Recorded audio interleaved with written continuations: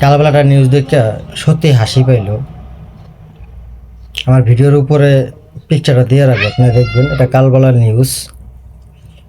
আমি যদি ভুল না করি, বাংলাদেশে প্রায় 20 কোটি মানুষ আছে।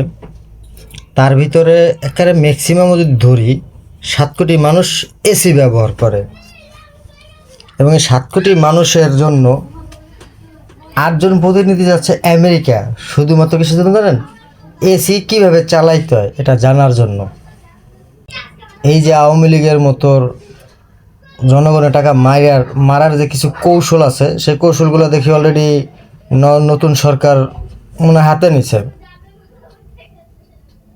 তারপর দেখলাম যে খাল আপনার কি বলে নষ্ট করার জন্য কত কোটি টাকা দেন একটা বাজেট ধরছে।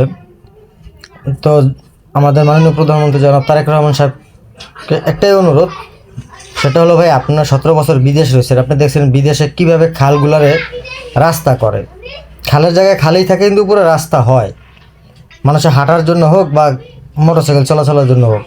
তো খালগুলো নষ্ট না করে যদি আপনারা ওই ধরনের পদক্ষেপ নিতে পারেন, তাহলে আমার মনে হয় যে বাংলাদেশের মানুষের উপকার হতো এবং টাকাগুলো ব্যাখাতে নষ্ট হবে না।